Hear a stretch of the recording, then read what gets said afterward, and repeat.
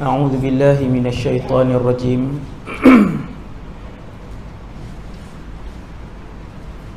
بسم الله الرحمن الرحيم الحمد لله رب العالمين والصلاة والسلام على أشرف الأنبياء والمرسلين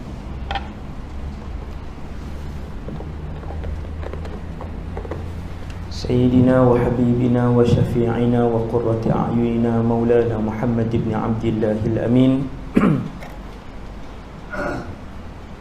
وعلى آله وأصحابه ومن تبعهم بإحسان إلى يوم الدين ولا حول ولا قوة إلا بالله العلي العظيم ولا حول ولا قوة إلا بالله العلي العظيم ولا حول ولا قوة إلا بالله العلي العظيم أما بعد. Pengurusi Timbalan Pengurusi Jawatan Kuasa Surau Umri, Tuan Imam, Muslimin Muslimat yang dirahmati Allah Subhanahu Wa Taala sekalian,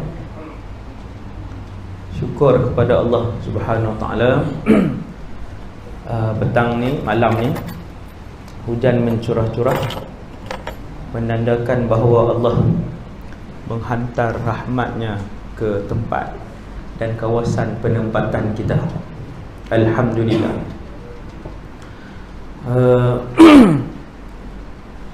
Kita berada di alam yang ketiga, iaitulah alam dunia, dan berbaki lagi dua alam yang akan kita tempuh, iaitulah alam barzakh dan juga alam akhirat. Ada orang tertanya-tanya, barzakh ni bukan akhirat kah? Jawapannya, barzakh belum akhirat. Barzakh ialah satu alam, dia di tempat lain, akhirat di tempat lain. Barzakh ialah satu alam, ia di zaman lain dan akhirat di zaman lain. Dan barzakh adalah pintu masuk ke dalam akhirat, dan ia bukanlah lagi akhirat, belum lagi akhirat. Itu satu. Yang keduanya,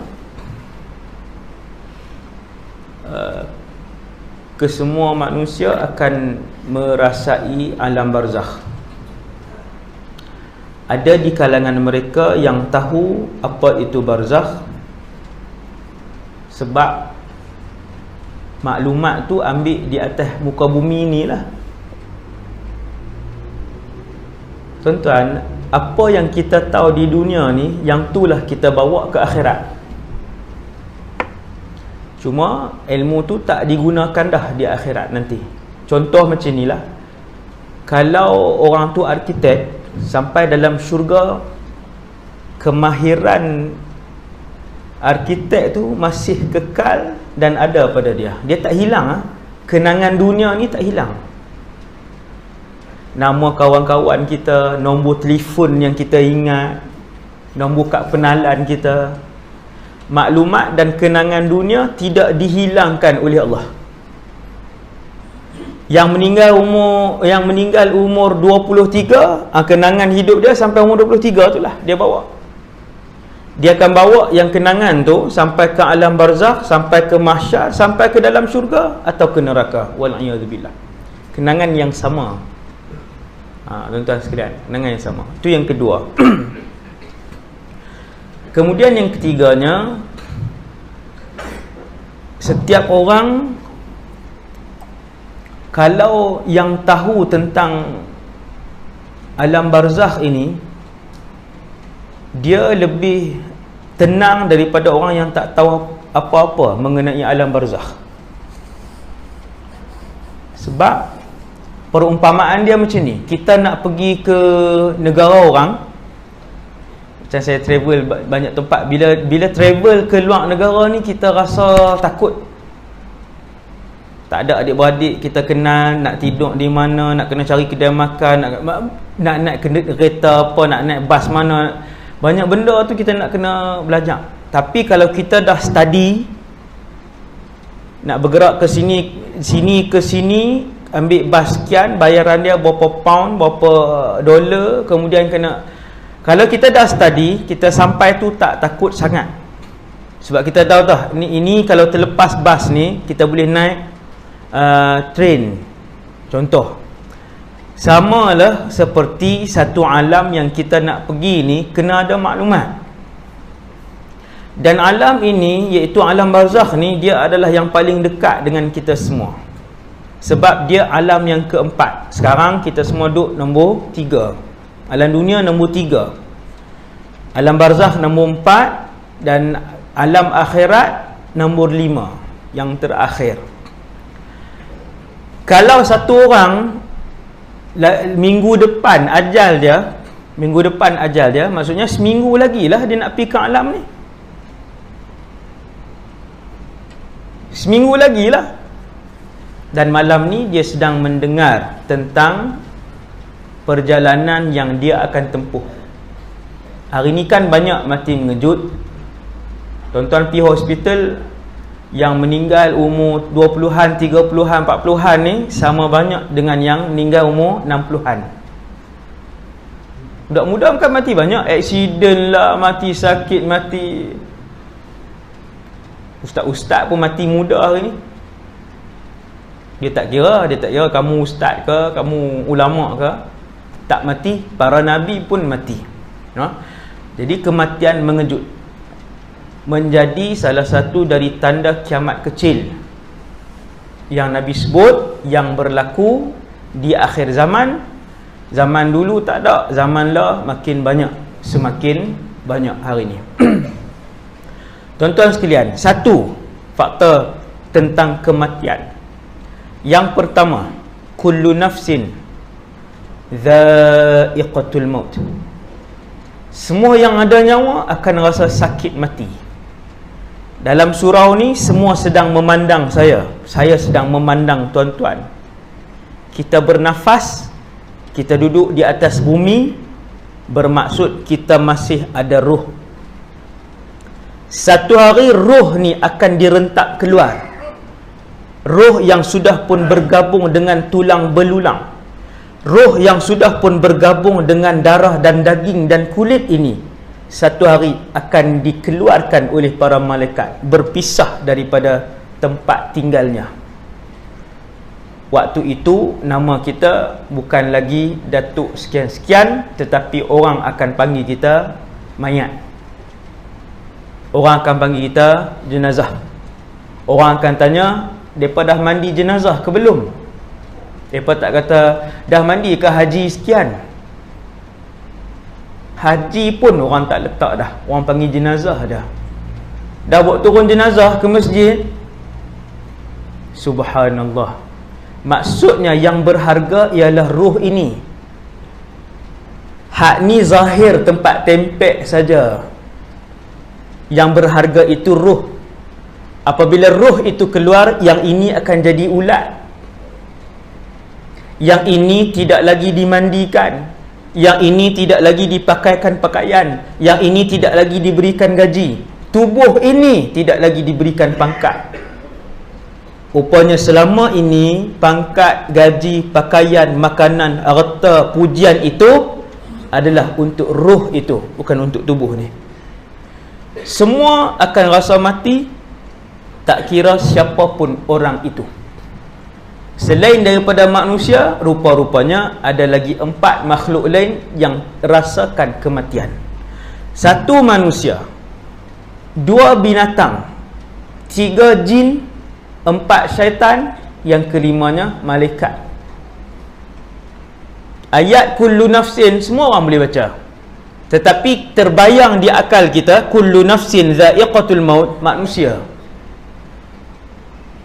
Semua yang bernyawa akan merasakan saat-saat sakratul maut, termasuk para malaikat. Para malaikat. Bilakah semua malaikat, semua jin dan semua syaitan akan mati serentak, termasuk semua manusia dan semua haiwan akan mati serentak? Jawapannya, ketika malaikat Israfil meniupkan sangkakala yang pertama. Ketika itu Allah pun bertanya, wahai Israfil, siapa yang berbaki? Israfil pun jawab, wahai Allah, berbaki Israfil, Malakul Maut, Jibril dan Mikail. 4 ni ketua malaikat. Kesemuanya memiliki saiz yang sangat-sangat luar biasa. Saiz dia, bayangkan tengok, Nabi sebut malaikat Israfil sahaja, kata Rasulullah, aku melihat Israfil di antara telinga menuju ke bahunya 70 tahun perjalanan. 4 ni ketua malaikat. Bila Israfil tiup sangkakala, malaikat lain yang jumlah berapa ratus bilion tu mati semua serentak. Subhanallah. Dahsyat tu kiamat lah tu. Kiamat yang begitu dahsyat, yang tidak akan disaksikan oleh orang Islam. Alhamdulillah.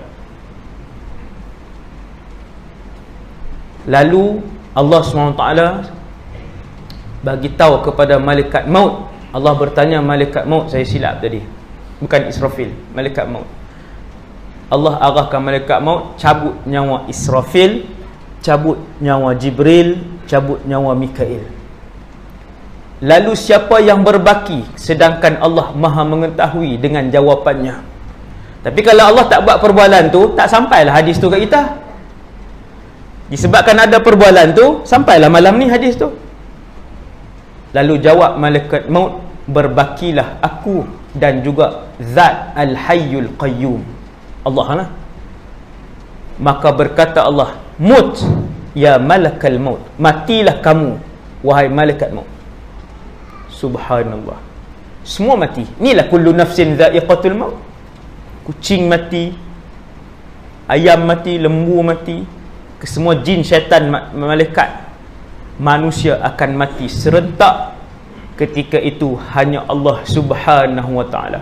Tuan-tuan bayang, sebelum alam ni wujud, hanya Allah dengan zatnya sahaja. Allah ajalah. Syurga tak ada, neraka tak ada. Kita tak boleh nak bayang macam mana keadaan tu. Satu hari kita akan tengok jawapan itu. Waktu semua duduk dalam syurga nanti, tanyalah apa soalan. Banyak soalan. Saya tak boleh jawab, Nabi Muhammad tak boleh jawab, Jibril tak boleh jawab. Banyak soalan. Ia rahsia Allah. Antaranya keadaan azali itu, ataupun sebelum azali. Sebelum Allah menciptakan, azali lah, waktu azali. Waktu tu tidak ada makhluk. Kemudian kesemua manusia dan makhluk yang 5 jenis ni akan rasa bagaimana mati itu, dan ia adalah kesakitan. Mati ialah kesakitan. Inna lillahi wa inna ilaihi raji'un. Dan Allah tidak menangguhkan ajal sesiapa sahaja dan sebaik manapun orang itu.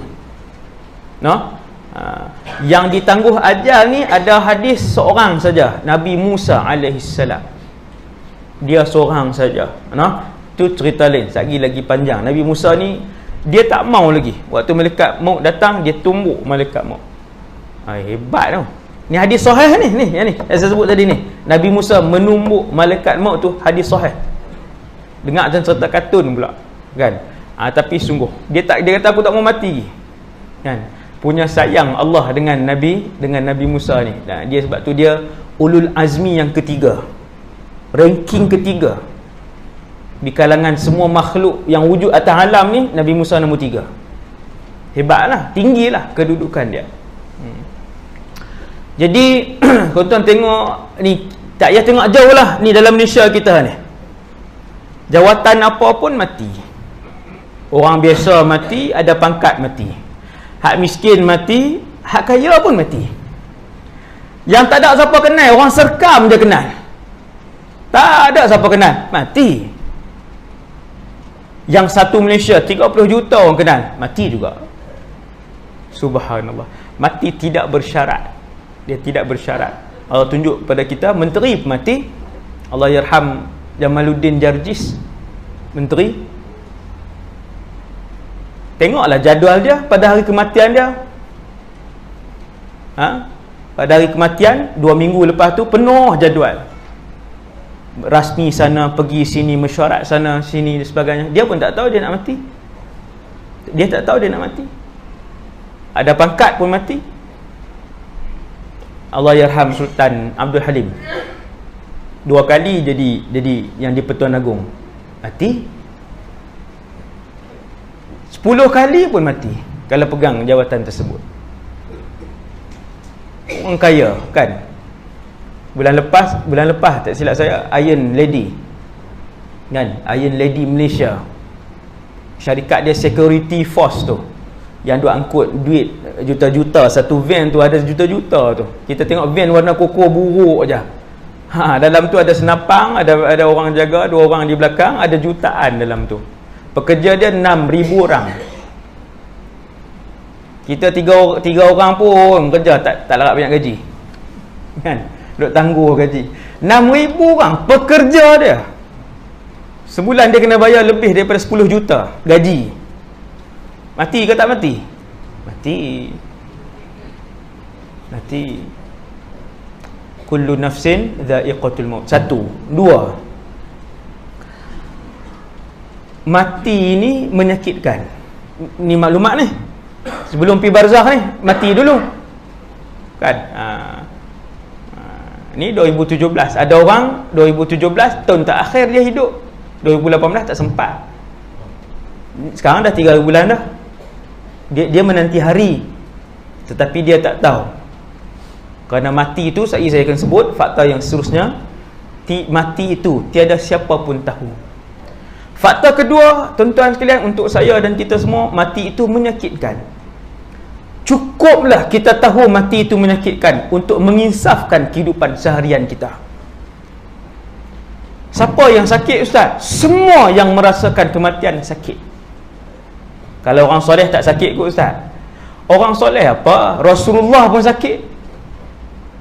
Hadis sahih riwayat Sayyidina Aisyah, hadis sahih Bukhari atau Muslim, bahawa Rasulullah SAW merasakan kesakitan mati. Tapi tak samalah macam sakit mati orang kafir, tetapi tetap sakit. Kata Sayyidina Aisyah, aku melihat Nabi nazak dan Nabi merasakan kesakitan sakaratul maut. Pitam Nabi, terjaga, sapu air ke seluruh badan. Pitam lagi, sakit. Tu dekat-dekat sakarat tu, sakit, pitam. Subhanallah. Tu Rasulullah. Kali yang keberapa Nabi jaga, Nabi pun ambil air, sapukan ke muka dia, nak bagi segar. Nabi kata, ala inna lil mauti la sakarat. Ketahuilah sesungguhnya bagi kematian itu kesakitan. Apabila malaikat maut cabut nyawa seorang, bila roh tu mula direntak ataupun ditarik keluar, kalau orang beriman dia tarik keluar dengan perlahan, waktu mula tarik tu, waktu itulah setiap manusia tahu itulah kematian. Kalla idza balagatit taraqiya wa qila man raq. Orang mengaji tajwid sukalah sampai ayat ni kan. Nak tengok benda apa nama dia saktah kum kan. Kita duk belajar baca Quran tu, berhenti. Wa qila man raq. Itu ayat mati tu. Ayat yang waktu duk keluar roh tu, yang tu. Kalla idza balagatit taraqiya wa qila man raq. Waktu keluar tu, bila keluar tu, sedang keluar tu, ahli keluarga cemas, sedih, cemas, huru-hara dalam rumah, dalam keluarga kita. Siapa nak berubat dia? Siapa yang akan rawat dia? Wa dhanna annahu al-firaq. Orang yang sedang keluar roh dari badan dia itu yakin itulah kematian. Dhanna, dia yakin. Dhanna di sini maksud dia aiqana, dia yakin. Siapa yakin? Yang sedang roh keluar dari tubuhnya itu. Apa yang dia yakin? Annahul firaq, inilah kematian. Bila mula tarik itu dia kata, yang inilah mati. Kenapa dia tahu itu mati? kerana kesakitan yang sedang ditanggung ketika roh menjalar keluar itu tidak pernah dirasakan oleh mana-mana manusia hidup. Melahirkan anak sakit, migrain yang hentuk kepala di dinding tu sakit, sakit gigi yang berlubang sakit, kanser tahap 4 sangat sakit, tetapi kesemua jenis kesakitan ini tidak dapat menandingi kesakitan mati. Dan dia tak ada doa, ya Allah buanglah sakit ketika mana kematian, tak ada. Nabi cuma ajar, Allahumma hawwin alaina fi sakaratil maut, ya Allah peringankanlah. Sebab tu haram mengasari mayat ketika mana ia dimandikan. Haram hukum dia, berdosa. Yang buat kasar-kasar tu, saya tengok lah selalu kan, memang kasar lah. Siapa dia nak buat elok-elok? Mayat, bukan mayat ahli keluarga dia, mayat orang, dia pun tarik. Kecuali yang mandi tu anak dia sendiri. Sebab tu ulama suruh latih anak. Kalau ayah dia anak mandi jenazah ayah dia, takkan dia nak buat kasar? Mesti dia buat lembut. Jadi tuan-tuan yang dirahmati Allah sekalian, mati itu menyakitkan. Rasul sakit mati, saya dan kita semua inna lillahi wa inna ilaihi raji'un. Sebab itu satu saja yang Nabi sebut yang tidak rasakan sakit mati ni, iaitulah satu kumpulan punya hebat. Kumpulan ni adalah kumpulan syuhada. Syuhada ni dahsyat lah. Mati syahid bukan yang mati terbakar, mati tenggelam, mati melahirkan anak, itu syahid juga, syahid akhirat. Ni yang syahid dunia akhirat ni. Yang syahid di medan peperangan. Syahid di medan peperangan, antara hadiah besar ganjaran yang Allah sediakan kepada mereka ialah mereka tidak merasakan sakit mati. Kena niat nak mati syahid lah. Berani ke? Ni soalan ni untuk saya sekali ni. Berani ke? Sanggup ke? Satu berani, yang kedua sanggup. Kenapa sanggup Ustaz? Rumah tak habis bayar lagi, anak belajar lagi 3 orang, baru daftar syarikat 3 bulan lepas, tak dan tengok seorang dia pun anak berkahwin, duit KWSP ada 93,000. Dia mau tinggal ke semua tu? Mau tinggal ke? Keluar daripada negeri 2 minggu pun terketak-ketak dah, orang kata ketak-ketak ni duk teringat dah. Pi umrah semua kat duk teringat. Waktu nak pi tu seronok, waktu nak balik tu tanya kan, kalau boleh skip sehari. Tak mau transit dah nak balik kan? Kalau boleh tak mau singgah-singgah dah, kapal terbang yang direct flight, kalau boleh turun kat airport Melaka tu, seronok kan. Pasal apa? Nak pergi, nak tinggal lama lah, tinggal rumah, tinggal kedai, tinggal kerja, tinggal pejabat, tinggal harta, tinggal anak. Sebab tu manusia bila dia pilih untuk berjihad fi sabilillah, dia tinggal semua ni, maka Allah memberikan beberapa ganjaran, antaranya dia tidak merasakan sakit mati. Nak cari mana tuan? Nak cari mana? Syahid. Dan ada lagi berbelas-belas lagi kelebihan lain yang diberikan kepada syuhada. Tu saya baru cerita satu tu, dia tajuk ceramah tu, kelebihan syuhada. Dahsyatlah, tak boleh digambarkan orang mati syahid ni. Dan yang dirahmati Allah sekalian, yang ketiganya, mati itu tidak diketahui oleh sesiapa pun. Selama ni tuan-tuan kita semua dengar nak mati ni ada tanda. Betulkah tanda tu? Berapa orang yang tahu tanda tu? Adakah semua orang yang nak mati akan mengalami tanda tersebut? Kalaulah semua orang yang nak mati merasakan tanda tersebut, maka 22 orang yang dibakar di Ma'at Tafiz Ittifaqiyah tu, nescaya malam tu mereka tak tidurlah di Tafiz tu. Sebab dah tahu ni rasanya nak mati ni. Kan ada masuk kan, mereka beritahu tanda hari ke berapa, terperinci tanda tu, sampai 3 hari sebelum pun ada. Tuan-tuan, kalau tanda tu berlaku kepada semua orang, maka MH17 tak ada siapa naik. Lah, duduk ramai-ramai, dah semua pakat tahu dah apa tanda kematian. Kita duduk ramai-ramai, 40-50 orang, pegang boarding pass, pegang pasport, rasa macam tarik di urat ni, di pusat ni. Kan berpeluh, kan macam-macam, jatuh telinga apa semua. Tak ada tanda apa pun. Berapa ramai kawan kita mayang subuh sekali dengan kita, pergi sarapan pukul 11.30 meninggal. Tak rasa kau tanda yang seminggu, yang 7 hari, 3 hari, yang 4 hari, yang 2 hari tu? Tuan-tuan, tanda tu tak datang. Tanda itu hanya datang kepada sebahagian kecil orang. Kebanyakannya tak ada pun tanda tu. Kebanyakan tak ada pun tanda tu. Pergi market lagi, pergi market beli ikan, daging apa semua, balik masak, dah letak atas tu, meninggal. Dah letak atas dapur apa semua tu, duduk di depan, baru pegang surat khabar 5 minit, habis. Lembek macam tu je.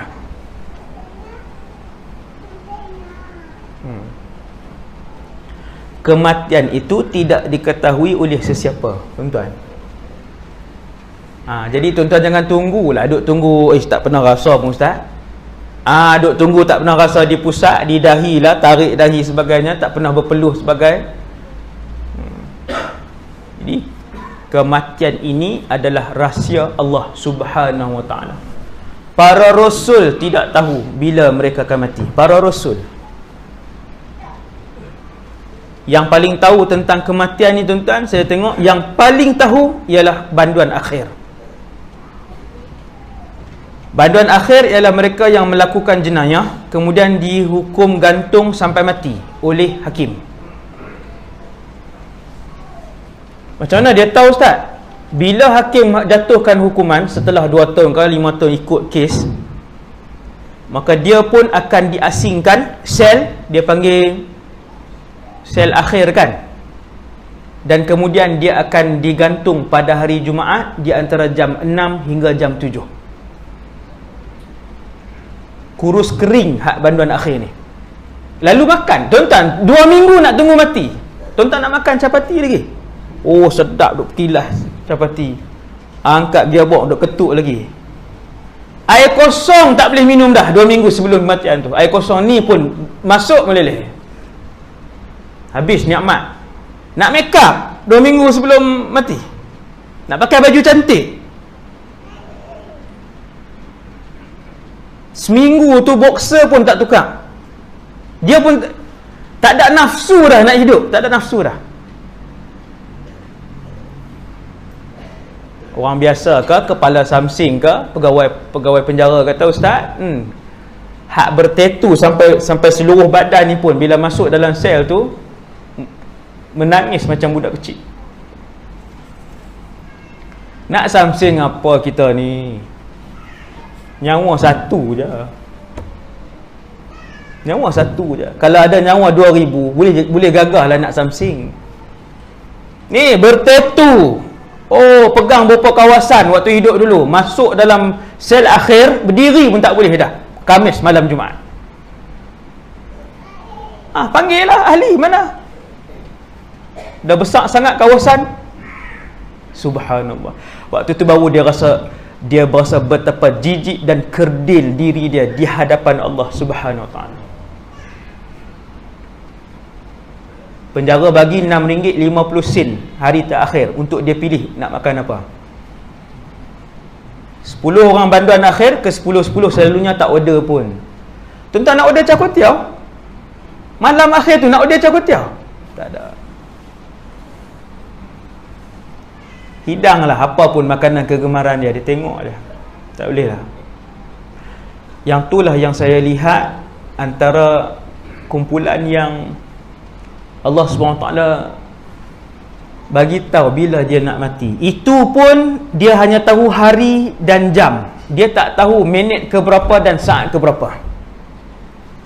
6 hingga 7 pagi.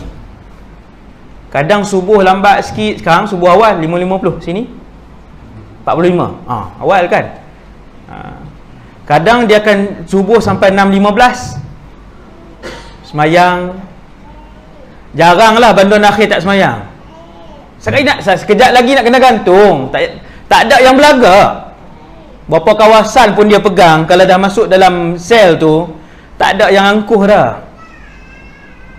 Solat dia, solat. Menangis. Waktu tu rasa kemanisan bila mengaku dosa di hadapan Allah. Manis rasa. Subhanallah. Masa jadi tak cukup. 6.15 solat, 6.30 baru habis semayang. Selalu bukan 6.30, semayang pun tidak. 6.30 habis solat, doanya panjang kan. 6 hingga jam 7, 6.30 baru habis solat, baru angkat doa seminit 2 minit. Pegawai mai datang, cik nak ke mana? Nak terima anugerah? Cik, ke tali gantung. Pelawaan yang paling hina sekali, yang paling menakutkan. Akhirnya dibawa dan digantung.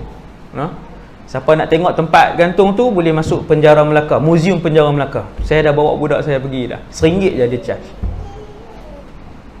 Muzium Penjara Melaka, tak ada siapa masuk. Pergilah waktu bila pun, orang tak teringin masuk. Rugi tuan-tuan.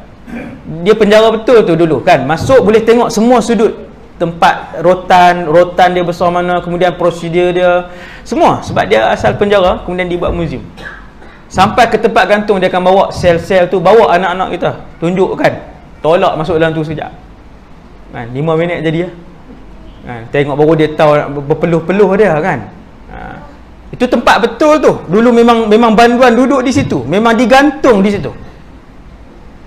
Ada kan. Dalam Malaysia yang tu saja tu muzium, tak silap saya. Muzium penjara dalam Malaysia satu tu saja di tempat tuan-tuan. Saya mai jauh bawa budak-budak kan masuk situ. Sekolah-sekolah sangat baik untuk buat kan. Tidak ada yang tahu bilakah kematian. Nombor 4 tuan-tuan yang dirahmati Allah sekalian, yang paling penting sekali ialah bagaimana kita menghabiskan usia kita, iaitulah pada saat terakhir hari kematian kita. Yang tu paling penting.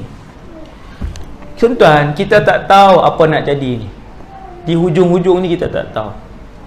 Ni alhamdulillah ustaz main surau selalu apa semua ni.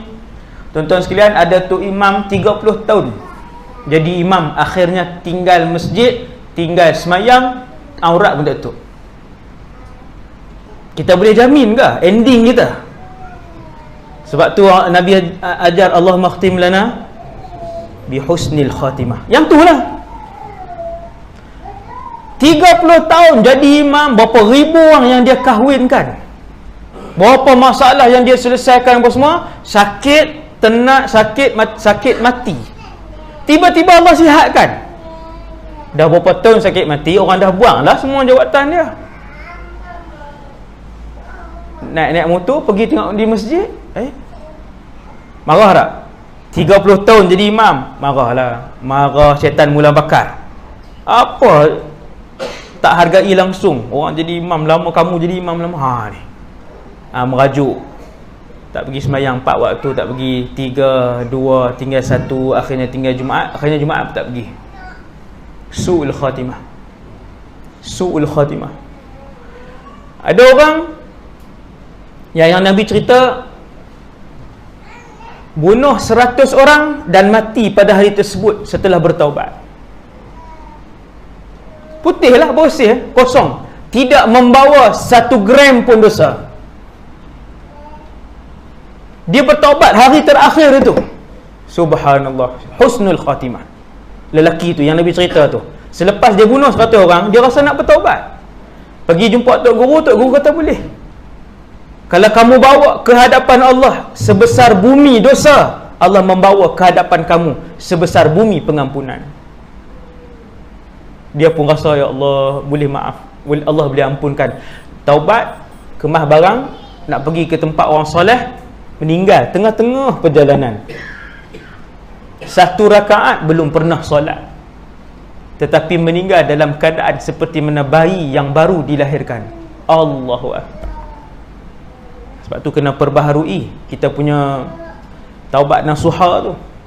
Taubat nasuha tu perbaharui sebab dia memadam ke semua dosa yang lampau. Maka ending kita yang tu paling penting. Tuan-tuan tengok Iblis laknatullah alaih. Iblis ni bukan beribadat di sini, bukan beribadat di Mekah. Iblis beribadat di Baitul Ma'mur. Satu soft dengan malaikat Jibril yang besar-besar ni, Mikail, satu soft Jibril. Bahkan Iblis yang paling alim di kalangan semua malaikat. Subhanallah, sampai tahap tu pun masih boleh tergelincir. Sebab tu jangan rasa belagak. Boleh datang masjid sehari 5 waktu, rendah diri, syukur dengan Allah. Boleh baca Quran sehari sejuzuk, rendah diri, syukur dengan Allah. Ending kamu tak tahu lagi. Tapi selalunya Allah SWT ajar, Nabi ajar kita, yang ending tak elok ni selalu yang bongkak, yang besar diri. Tu bahaya. Macam Iblis lah. Habis, selesai muqaddimah. Tuan-tuan yang dirahmati Allah sekalian. 4 maklumat tadi. Satu orang, saya masuk saat sakaratul maut. Bila orang nazak ni, kebanyakan kita nazak ni di tengah jalan raya ke di atas katil? Atas katil lah. Kebanyakan. Mana ada majoriti penduduk warga negara Malaysia mati kemalangan. Mana ada, kebanyakannya memang nazak atas katil lah. Kan? Adalah sebahagian kecil terbakar, sebahagian kecil mati melahirkan anak, sebahagian kecil mati penyakit, sebahagian kecil macam tu. Yang lain tu banyaknya mati di atas katil. Kita ni pun kebanyakannya begitulah. Apabila seseorang waris itu dalam keadaan nazak,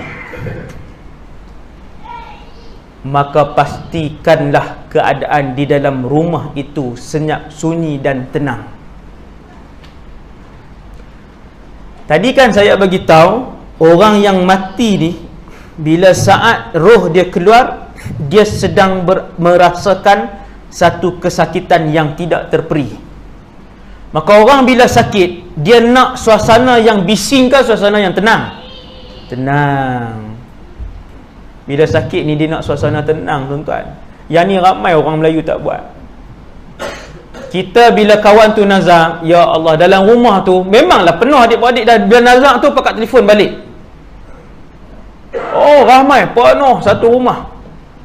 Yang pasang lagu haram, yang tengok filem haram, yang pakai pakaian haram, yang hisap rokok haram dalam rumah, tepi rumah. Itulah suasana maksiat yang penuh dalam dan luar rumah. Bayang tengok jenazah tu macam mana. Hak bakal jenazah tu. Kita sakit gigi pun, kalau anak duk main di ruang tamu, kena dah anak tu. Ni berlubang ni, besar ni, berlubang. Ubat tahan sakit dah 2 biji dah, yang biru tu. Kena dah 2 biji, sakit lagi. Dia duk main. Budak-budak, anak-anak kita main. Ayam berkokok pun dia baling selipar, keluar baling ni, tak ada tempat lain. Kat sinilah anak berkokok pun marah. Itu baru sakit gigi. Kalau sakit mati. Sebab tu tuan-tuan, lepas ni ada waris. Kalau waris sakit nazak ni tuan-tuan, rumah pastikan tenang. Yang ada di situ hanyalah alunan Quran, hanyalah zikir, bacaan Yasin dan doa saja. Tu ustaz ni adik-beradik balik ramai ni nak alau balik ke? Homestay kan banyak. Saya selalu bagi tahu, betul ni. Homestay, ya Allah, masuklah sampai ke Sabah, Sarawak, masuk kampung pedalaman mana pun homestay. Sewa homestay 2 biji. Okey, yang nak mandi, yang nak makan, nak apa, nak tidur sana. Dalam rumah ayah kita nazak. Yang nak baca Quran, yang nak berzikir dalam rumah. Tenang, dia seronok dia nak pergi. Yang berlaku selama ni macam mana? Allahu Rabbi. Serabut kita tengok. Kita pergi ziarah orang nazak, serabut tengok rumah dia. Di tepi dia ada seorang saja, kadang tak ada langsung. Yang lain sibuk nak masak apa petang ni, nak makan apa tengah hari ni, yang sibuk main, yang cucu-cucu ni sibuk duk pegang handphone tu, duk tunjuk dia ni main game ni, yang ni main game ni. Padan muka yang duduk tengah-tengah tu. Dah tak ada waris yang reti akhirat. Seorang pun tak tengok tu yang nazak tu, padahal lagi sejam dua aja yang nazak tu. Ya. Rumah bagi tenang, biar baca Quran dia pun sejuk, sedap. Iaitu membantu. Doa-doa dan bacaan-bacaan itu membantu jenazah itu, membantu bakal jenazah itu untuk dia pergi dalam keadaan yang tenang. Tuan sekalian, bila dia duduk ni, orang yang nazak ni, dia di atas katil kan, ni saya tinggi pula tak nampak. Dia duduk macam ni lah kan, macam tu, tak nampak juga. Kepala di sini kan, kepala di mana pun tak kisahlah.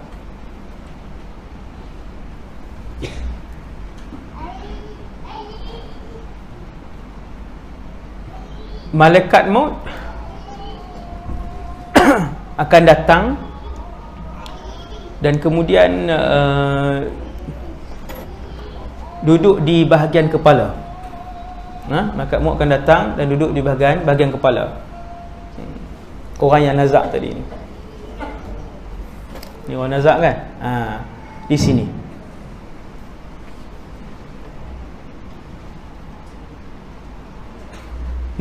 Malakul maut ini dia tidak datang berseorangan. Dia tak datang berseorangan. Dia datang dengan kumpulan. Iaitu sama ada kumpulan malaikat rahmat ataupun kumpulan malaikat azab. Sesiapa yang mati husnul khatimah, yang mengiringi malaikat maut ialah kumpulan malaikat rahmat. Yang mati su'ul khatimah akan mengiringi malaikat maut, kumpulan malaikat azab. Kadang kawan kita ni bersembang di ruang tamu, lembek kan, anak murid saya beritahu ayah dia macam tu. Tak ada apa, hari tu dengan sarapan apa semua, datang di ruang tamu bersembang. Anak bangun sekejap je, lembek macam tu je. Ada tanda apa tuan-tuan? Kalau Allah takdirkan ajal dia 8.25, kita kata 8.25, saat ke berapa? Saat ke-15. Maka ketika itu dia atas kereta ke, dalam kapal selam ke, atas hotel ke, atas katil ke, sedang bersembang ke, sedang mencangkul tanah ke, malaikat sudah pun berada di kepalanya, dekat sini. Kalau dia nak mati aksiden waktu duduk laju tu, berapa saat sebelum ajal dia, malaikat dah ada. Bukan beberapa hari ya.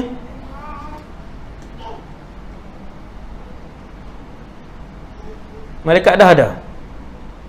Maka bila sampai jam masa, maka malaikat pun mula tarik daripada sini, tarik daripada atas, tarik keluar.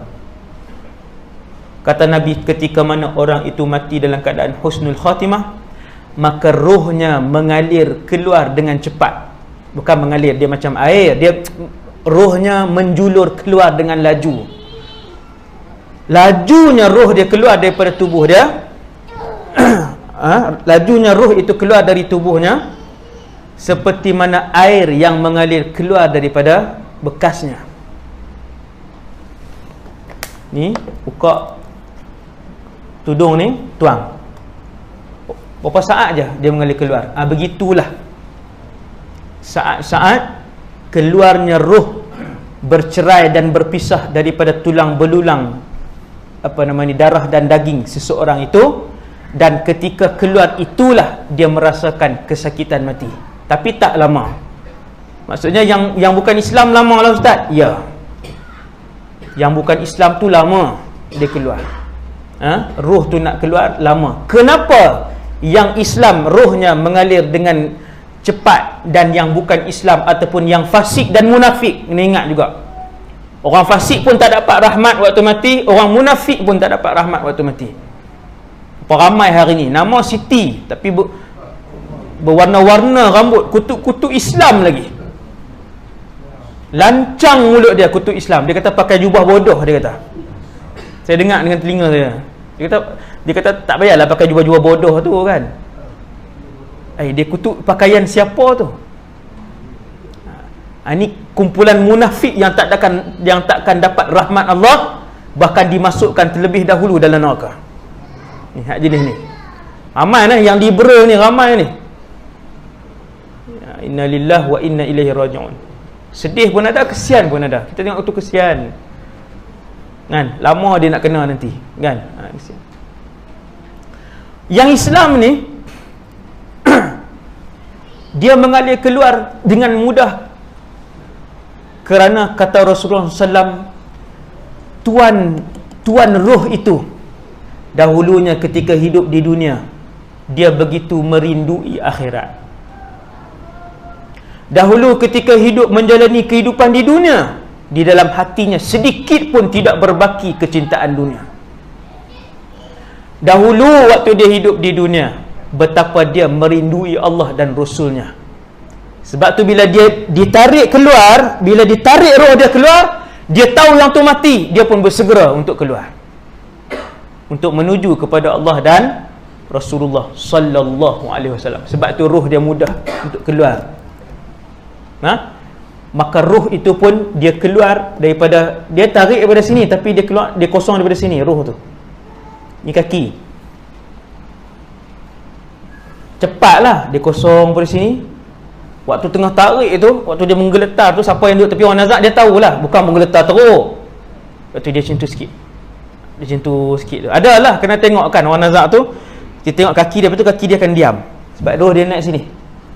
Daripada lutut ke bawah kosong, daripada pinggang ke bawah kosong, daripada dada ke bawah sudah kosong. Kita ketika itu yang sedang keluar roh daripada tubuh badan kita, kita tahu bahawa di kaki kita sudah tidak ada roh. Kita cuba gerak kosong, tak boleh gerak dah. Tapi mata boleh lagi. Waktu roh baru duduk tengah naik tu, mata boleh lagi, tapi kaki dah tak boleh gerak. Waktu tu kita ada jawapan bahawa roh kita sudah pun dikosongkan di bahagian bawah.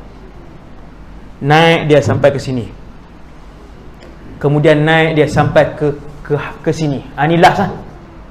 Apabila roh seseorang itu sampai ke halqumnya untuk keluar terus ke semuanya, maka bunyi.